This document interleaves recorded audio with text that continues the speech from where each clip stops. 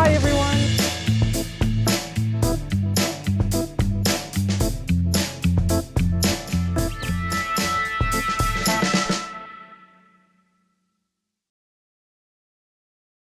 Welcome back to this wonderful online summit, Connecting Soul Beings. It is a great honor to welcome today Deni to the summit. She is a beautiful soul and has a business called Heartfelt Awakening. And she's helping you to align body, breath, and spirit. Our conversation has everything to do with tuning into yourself, that beingness, that oneness, and learning how to be still and to be responsive rather than reactive. We also talk about connecting to animals, because that is what Deni is doing, as well as helping you to be really connected to your true core self. So sit back, relax, grab yourself a cup of coffee or tea and enjoy this wonderful conversation. It is so wonderful to see how many people are actually waking up. And my message is that those of us on a spiritual path to spiritual awakening, is that spiritual awakening is not religious, it's physics. And so many of us are looking for this inner space, this inner knowing, and this connection, connection that connects us to all beings. Yes. And I love that the whole theme is connecting to soul beings. And who are we to say, well, those are just trees, they don't have a soul, or those are just dogs, they don't have a soul. You know, it's okay to eat that animal, but not that animal. You know, it's really ignorance and arrogance on our part to not recognize that which is in us, in everything. And so when we don't recognize that within ourselves, we end up moving from this ignorance and arrogance, which really is the cause of a lot of our suffering, because of the things that we do to other sentient beings.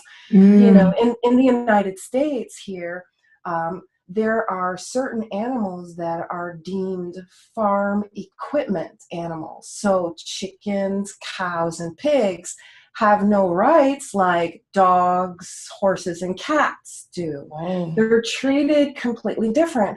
And so, you know, we have to take a step back, and awareness is huge. And when I hear about, you know, you were just talking about that, you know, people who are coming to this realization and understanding, we are stewards here.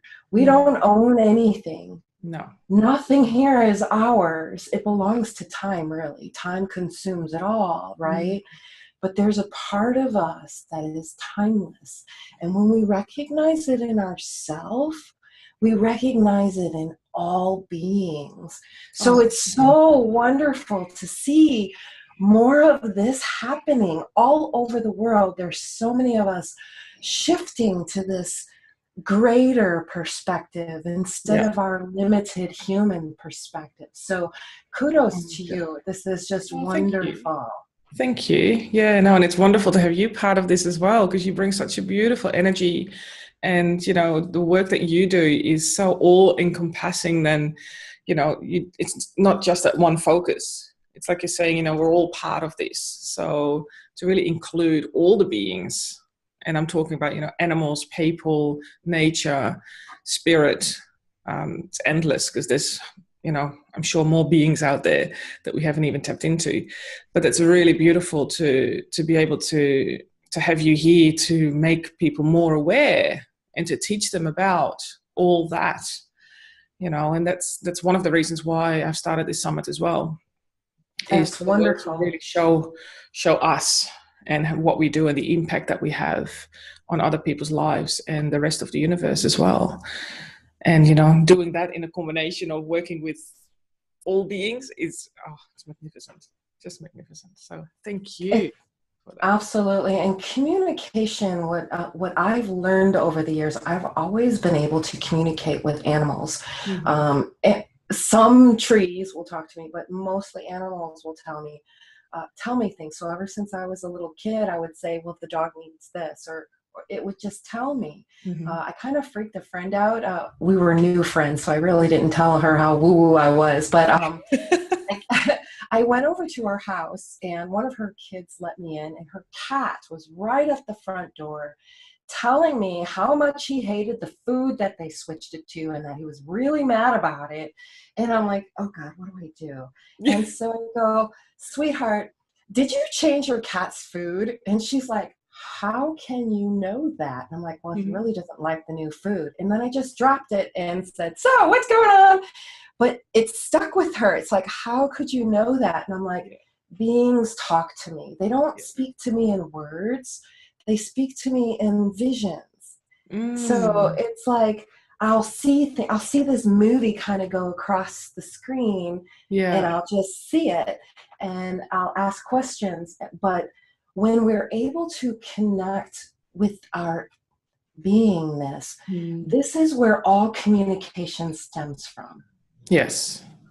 And not all communication is verbal or written. I was actually a sign language interpreter for 20 years. And so I was able to take the spoken word and make it visual. Yes. And connect those two. So communication on such deeper levels that we can all connect to. And it starts with self. Sorry if I went off on a tangent there. That's okay. Love it. No, great. I was just sort of thinking, because you're talking about, the self and beingness and, the communication at that self and soul level. Because in my mind, self is an abbreviation of soul, eternal love, flame. And having that connection and communication from that place. But what is, communicating from beingness? The viewers may not necessarily fully comprehend what that means. What does that mean for you, communicating from beingness? There's no words to really define and explain, but what I love to do is look to nature to show us, because there's examples in nature everywhere that show us, physics show us, two things are required to create a whole. Something that's in movement, something that's still. For example, a scale. So you have the fulcrum that doesn't move, then you have the scales that are in constant movement, right? We are no different than nature. Our being is like the fulcrum that doesn't move. Our human is the scales that's constantly moving. Oh my gosh, things are going good. Oh, things are going bad. Oh my gosh. But the being is holding space for whatever is happening. Yeah. And it sees this, it is in the center and sees a 360-degree perspective. As opposed to being in the movement of the human, we see a very limited perspective. Another example I love to use is the sky holds the space for the clouds, for thunder and lightning. It doesn't judge and say, you guys are bad over there. It just holds the space. So the sky, it requires two things: something in stillness that holds the space, and something in movement, the clouds coming and going. Everything has a beginning, a duration of time, and an end. Our human part has a beginning, a duration of time, and an end. And I call those movements, energetic movements, sojourns. Okay. So we are on a sojourn in time, but we also have the perspective of the timeless, or the fulcrum, the space that holds this animation of this body and this movement of this body to experience this five-sensory world. Yes. They connect to that. It's a shift in perspective. And I teach beings that, when energy split yin and yang, we've got the first split of yin and yang. Yin holds the space. It doesn't move. It's holding the space. And yang is in constant movement. So if we're perceiving from the constant movement, things are changing. Nothing ever stays the same. It's unstable. But if we're perceiving it from the stillness, no thought here, no opinions, no judgments, but we just hold space and see the movement without judging or trying to change it. This is the larger part of us. Yeah. Beautiful. Wow. I've never heard that being described in that way. That's amazing. It's how I first started seeing it when I was going through this process. Because I know when I was going through cancer and experiencing a lot of stress, I noticed noticed that my communication with other beings was definitely affected. I wasn't hearing other beings. But when I came to this space of stillness, I first saw it like, oh my gosh, I kept seeing a hurricane. You know, the eye of the hurricane is nothing, but it's where the bands get its movement and its energy from. And then I started to see this two parts in everything. That's why a lot of the saints and sages will say, it's right in front of you, or it's a shift in perception. And that's what it is. We are all it already. We just don't understand how to shift that perception. And Jesus himself said, the kingdom of the heavens is within, and no flesh can enter the kingdom of the heavens. That means nothing human about us can enter this space. So it's a completely different perspective. Yeah. Wow. Awesome stuff. And when we move, sip my coffee. Oh, absolutely. And when we move from this space, we connect to other beings. Not only, I might be talking a little bit too out there for some people, but not only in this limited dimension that we are in, that we can only sense with our five senses. There are other beings in other dimensions who are also connected with our animal kingdom here in this realm, and the plant kingdom and other kingdoms as well that exist in this space. And we are infringing our ignorance and arrogance. And this, I'm just so excited that this is getting out there, and this information is, people are becoming so much aware of our connection to other souls. Yes. Yeah. I definitely have seen that shift happening as well, especially in the last few years. It's people coming out of the woodworks or coming out of the closet, the spiritual closets. And it's really wonderful to see people embrace this. And, you know, you don't have to be the woo-woo type kind to embrace it and really invite that into your life and use it on an everyday basis. And not necessarily in a business sense. You know, it's very important to start with yourself first and to apply all these learnings and skill sets and abilities for yourself initially. And yes, some people do go out into the world and create a business around that as well, which is also wonderful to see, because we do need those people like you and me to also teach other people as well around this. So it's really amazing to watch that evolve and people really grow into that new way of being. That's how I see it, because it is a new way of being, how we evolve. Let that shift happen. Exactly. That means something's got to go. Yes. And so as we start to recognize what's really important, the not so important stuff starts to naturally fall away. And for a lot of people, that can be a scary process. And so, you know, you talk about a business. What I do is I guide people through and facilitate this process, because a lot of times when we're experiencing this insaneness, I don't know about you, but I'm starting to wonder about, you know, our society. But as we start to go through and recognize there has to be something else, we come into this space and we see the movement of all of this that is happening, and we withdraw our attention from it, and we bring our attention to self. And this is like the eye of the hurricane getting stronger and stronger and stronger, and then we turn our focus in on what we want more of. This is when more of us start to, like a mass relativity, we have more focus on a collective, turning our attention to what it is we need. And a lot of times our basic needs, whether our human souls aren't getting it, or even other beings, our basic needs are not being met. And so if you have an animal who is not being fed or taken care of and starts biting and being angry, and it's put down because it's biting and angry. However, if you look at the whole picture, you may find that that being's basic needs were not being met, and he was trying to communicate. We're not seeing it because sometimes our own basic needs are not being met. How many of us, more and more of us, are having issues just living every day? Yes. So as we start to come to realize that these things are, I don't want to put my attention, my precious attention, our precious attention is what grows and feeds and make more of, right? Manifest. Yeah.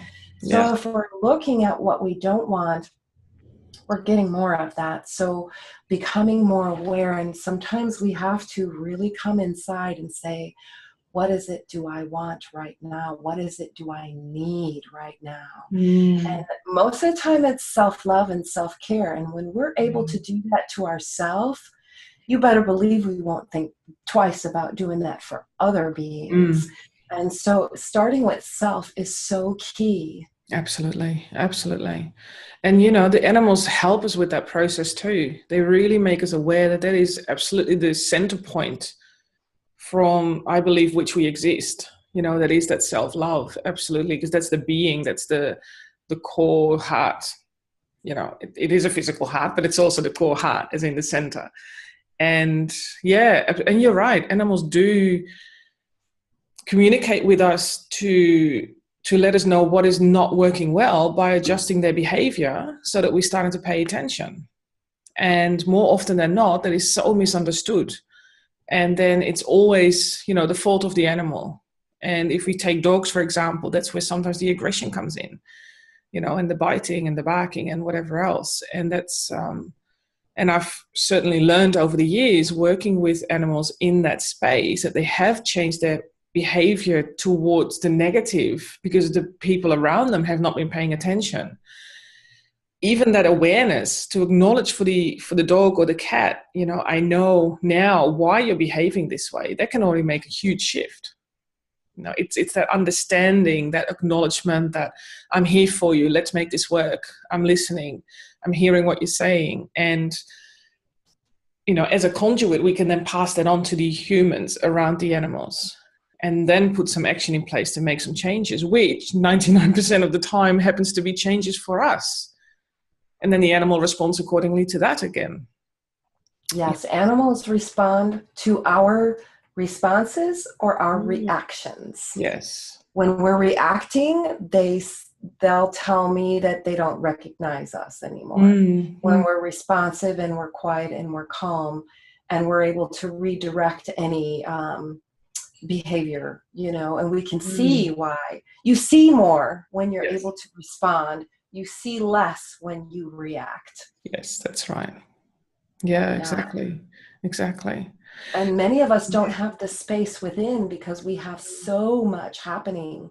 We don't allow ourselves quiet time to calm the mind and to calm the body and to calm the breath.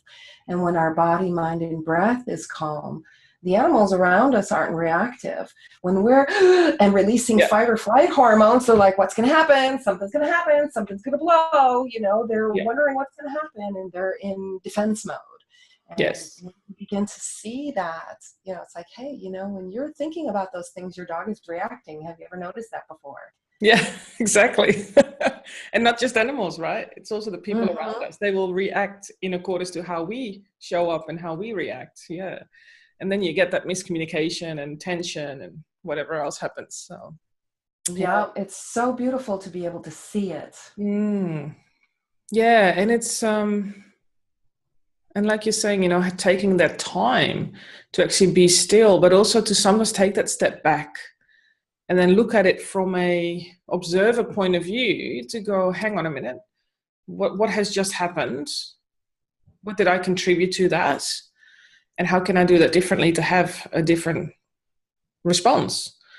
And that is already a really great way to allow yourself to see what's going on and how you actually contribute to what's happening around you, whether it's with people or animals or situations, you know, in the workplace or with a friend. That already helps us to start to slowly tune into what's going on for us and how we can adjust, because it doesn't have to be a massive change. It can just be a minor adjustment to have a much better result in how you show up and communicate. And that goes for the animals as well. It's that minor shift that we have to be able to, in your case, see what the animals are communicating to you. In my case, hear and feel. So, and that can be a minor little adjustment in that sense.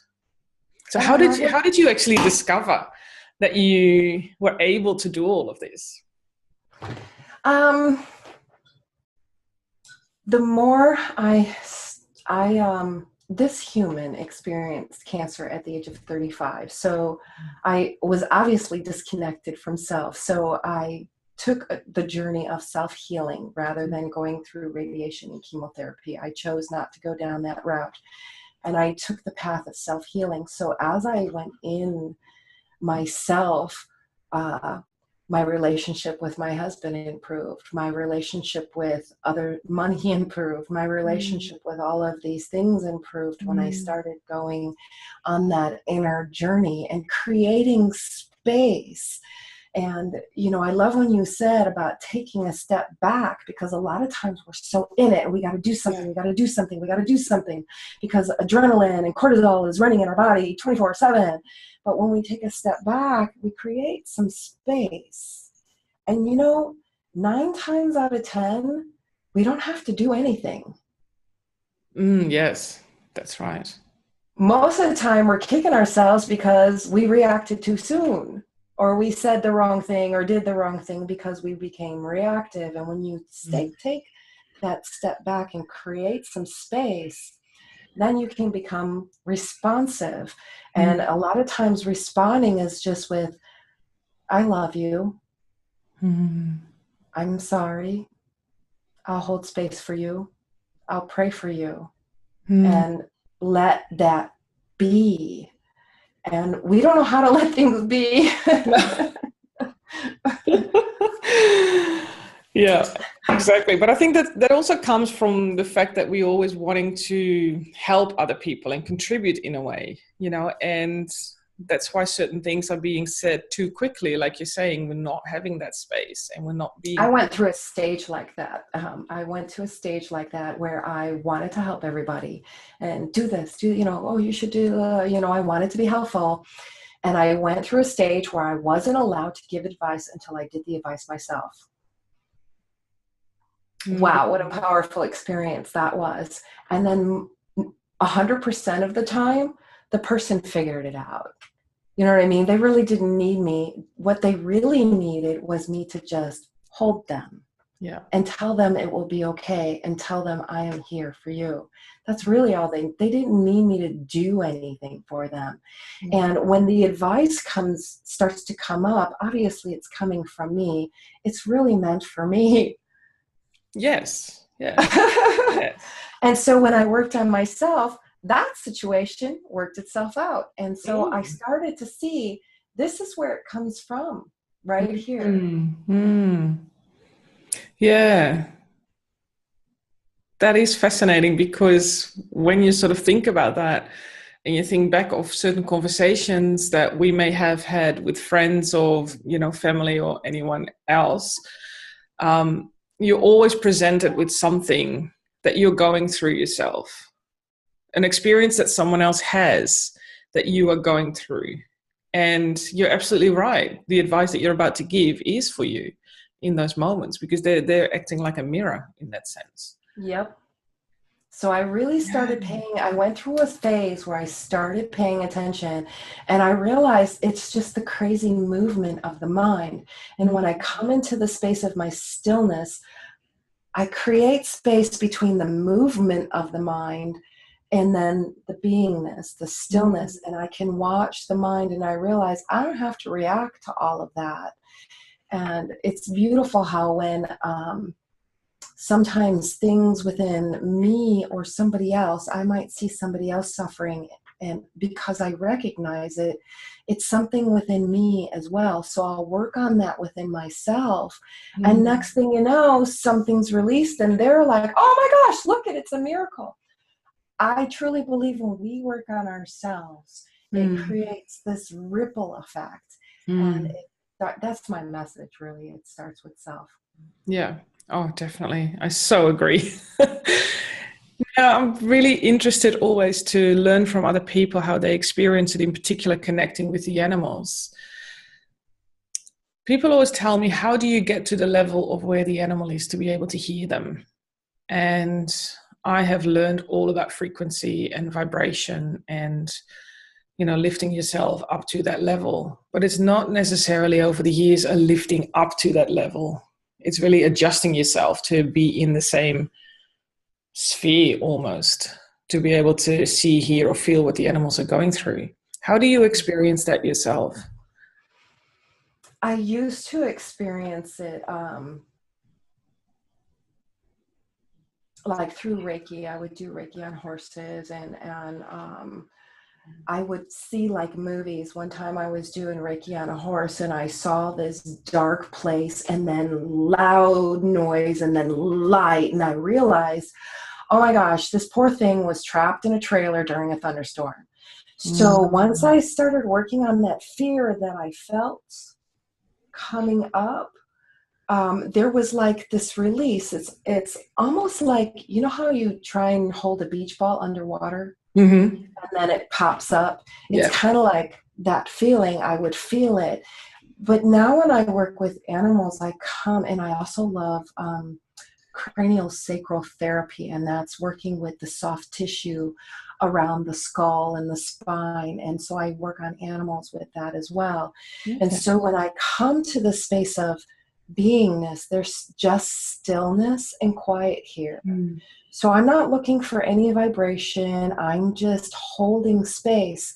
What begins to happen, working with a dog who had knee surgery and was something in the neck. So working with the animal and connecting to the connective soft tissue, I could feel it, and I would pull, not even pull, just imagine stretching in one direction and then stretching in the other, barely moving at all. I felt the animal. I said, I love you in my heart. And I felt the animal completely relax in my hands. And so as I began to pull, there were like pop, pop, pop, pop, pop, all the way up. And that, he just got right up, jumped right off my lap, and jumped right down on the floor. Before I had to lift him up because he was in such pain. So when I realized and I moved from this stillness, all of the movement is felt and seen. Mm-hmm. When you're coming from the space of stillness. But if I'm in my head thinking, okay, I should be doing this, and, you know, this should be happening, and I have, you know, that thought process going on in my head, it kind of muddies my lens, if you will, of what is actually happening. And so I don't know if I even answered your question about my experience, but since discovering this space of stillness and beingness, I connect so much easier with any soul. It's funny because I used to work in sign language, and one of my jobs was to go to schools that had students with individual plans for education. So that means they were students with disabilities. And we would go and talk to the students, and some of the students were autistic, and it would happen almost every single time. One of the kids would come up to me and either ask me a question or look at me or tell me something, and their aide or the teacher would say, "He never does that." And so the being is recognizing the being. Yes. No matter who that soul is. And so when we come into stillness without Deni's opinions, without Deni's judgments, without Deni's, you know, experiences muddying that lens, kind of creating space and just being. There's nobody here to offend. There's nobody here to, you know, hurt, you know. If hurt is coming at me, it means it's coming from within that person, and they are telling me they are hurt. So if I am offended, you know, that means there's a person or a human here to be offended. That's not what this is about. I come to the space of the being. There's no offense here, none. And so we hold space for each other. So sorry if I went off on a tangent. I love it when you go off track. And I was laughing earlier because I have that a lot myself when people say, oh my God, you know, my dog never does that with anyone else. And it is really, yeah, I think I'm I'm experiencing a similar thing. It's not consciously anymore that you tune in that way with the animals. It's, for me, it feels like it's almost second nature. You know, the communication, the connection is just there, and it happens instantly. It's literally that, just that short, really quick moment of, I love you, I see you, let's have a chat. And it just happens in that split second, and it's just there. Whereas when I teach people how to connect, you have to, I feel, you come from a different place, because it is the education around that and making people aware. These are some of the steps that you can practically take to then start to connect to yourself and ultimately to the animal. So you do need to bring it down to a level where people can understand it and put some tangibility around it. Because I find people usually feel that because we can't see it, we can't hear it, we don't experience that this is happening, and therefore it may not exist. And I find the beauty is that when the animal tells me something that I could never even imagine to know, and the humans then go, like your friend with the cat, how did you know that I changed the food? Right? That really makes, okay, so it is happening. Right? But then the word crystallize comes to mind, to crystallize it in a way that people can understand it and how to practically connect to themselves and then the animals and all that is. It's been a really fascinating process to put that into those steps. But that's almost curious to find out from other people that do that. Like you say, it's, you know, it's not that leveling up or tuning into that frequency or that vibration anymore, because it just is there. It's just there because we are still, and we're always coming from that space. You know, sometimes you might be pulled out of it because of what's happening, but we know how to quickly step back into that. And we recognize that really quickly. And the animals help with that process very much so. They really hold the space for us too. They really support us and guide us through those processes. I mean, when I look at my two dogs, for example, they're literally lying here on a pillow next to me. And they always hold the space. You know, they're always really focused on us being in a space of that being, of that stillness, of that oneness, that openness, right? That's my dog. I know, right? You hit it right on the head. Sometimes the hardest thing to do is get through the mind, the filter, and that filter has all kinds of beliefs, ideas, opinions, programming, and all of that. And so, I personally start intellectual. Okay, intellectually, here's what's happening. Yeah. Here's the two places. Here, I'm talking, they're getting it intellectually. Then we go on an experiential journey. And this is when they experience it themselves, because they can understand it, but they're still in the movement. Yes. You got to get into that space. And it's like you said, it is a shift in perception. And because we're seeing from the movement, I am Deni, I am a mother, I am a wife, I am a friend. Those things are constantly changing. The one thing that's not changing, I am. Yes. Yeah. And we forget that. We're not all of those things. All of those things are temporary, unstable, and come back to just this experience, because it has to be experienced. It's, it has to be experienced. And a lot of people that I work with, they'll tell me, I've been there, I've experienced it, but then it went away. Yes. I'm back in reality. Yeah. You're back in the movement of your human. That's why you're in the constant changing movement. And so one of the first battles really that we have to transcend is we got to transcend the mind, because the mind is going to get you right back in the movement. As soon as you're in your thoughts and in your mind, you're in the movement part of you. And so some of the things that I do one-on-one and in group, and I'll use EFT, because a lot of times that movement is trauma from the past that keeps coming up in our experience. So I'll use EFT, which is emotional freedom technique, or tapping. Yeah. And going through with somebody, they're feeling anger, even though I'm feeling this anger, even though this anger keeps coming up, and then I'm turning red hot and I might make decisions. We're talking to this energy. We're talking to it. We're getting it to move, because it's going to move through the body.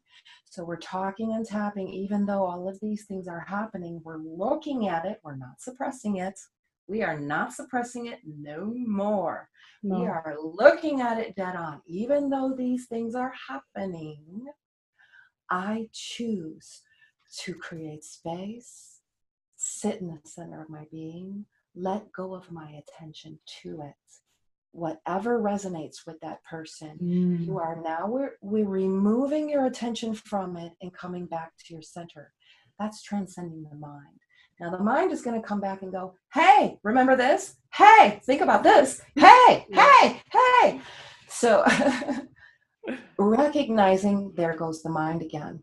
One of the things that helps a lot of my clients is right away, knowing that you, the big part of you, are not your mind. And the mind can sometimes be a huge barrier between any kind of communication, whether it's with your significant other or whether it's with your cat or your rabbit. The mind can be that barrier between open communication. Yes, definitely. And that's the struggle that a lot of people have, is letting that go. And they often tell me, I need to basically ignore that, because otherwise I cannot connect to my dog. And I always say, ignoring doesn't work. That part of you is still part of you. And that part of you is here to help you in this lifetime, because that's your human side. And that will help you, it will support you, but it sometimes protects you in certain situations. I love what you said. Yes, I love what you said, that it doesn't go away. So we're not ignoring it, we're transcending it. So transcending means you're removing your precious, because our attention is our most precious gift. So we're removing our attention from it, which stops feeding it, right? Yes. Then we open up space. Yes. I love that. Yeah. And sometimes I even share with them, talk to that part of you and say, hey, let's go on this journey together, and I will show you it's going to be fine. This is an experience that I would love to go through. This is a new journey for me. And I want you to come with me, because I want you to see that this is a possibility. And I want you to see that we can have a much better life and feel much better and experience different things that are fun and joyful. So when I get people to practice that, they're actually feeling a lot better around working with their human side or ego, or however people call it. And that helps them as well to be in that place of, now I can have that clear, open communication. And that muddleness or the muddy water is not there. But, in saying that, having done this work for so many years, sometimes that still kicks in. I have a communication wide open with an animal, and all of a sudden, bang, there she is. And then I apply the same principles. It's like, hey, you're walking side by side with me, not in front of me.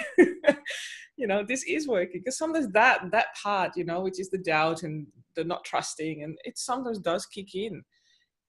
But we know when we go back to that point of that stillness and to have that solid connection, tapping into your, how did you call that? With the scales? The fulcrum. Yeah, the fulcrum. To keep tapping into that, automatically she's going to go on the sideline and go, oh, yes, okay.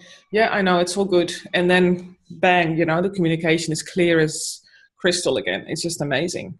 Really amazing. I love to explain this process. Like, you ever go to someone's house and their dog is jumping on you, sniffing your crotch, unruly.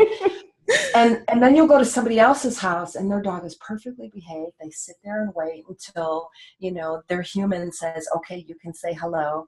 I like to compare our human ego to that. We all have egos. You can't get rid of it. You can't kill it, right? No. But some of us have egos like the unruly dog that's sniffing your crotch. It wants everything. But it can be trained, right? Oh, yeah. And taught to become aware. And then the ego becomes more of the waiting for the next move to become clear, and moving from a clearer space of center rather than all over the place and me, and it's all about me. So Yes. I love that. And I use dogs as a wonderful example for that. Exactly. Yeah, wonderful, wonderful. So what is one of the things that you would like to leave the viewers with? Well, if you're going through some stuff, and you're trying to make that connection, get quiet. Come into the center of your being. Let the world go. Let everything about the world go, and stay in stillness for a minute, 10 minutes, 15 minutes if you can spare it. But if you can sit in stillness, when you come back to all of this crazy movement, what is most important to you right now? Let go of everything else. Focus in on what you want. And many of us want our fellow beings to be treated with kindness, to have their basic needs met. So when we come back and we're giving back and we're doing, become aware of how this affects others in everything that we do. And this is going to have a domino effect. So know that you're not going through this alone, for sure. Yeah. You are not alone, and we are one right here in this heart. Beautiful. Wow, amazing. Thank you, thank you, thank you. I love your beautiful energy, your warmth, your kindness and love that you're sharing with the world. Thank you. Yeah, amazing. I feel so blessed and humbled to have met you, and to continue to collaborate together on this front as well. Awesome. I love this. Thank you so much. It's such a wonderful conversation. Keep the conversation going. Yes, absolutely. Wow, thank you. That was awesome.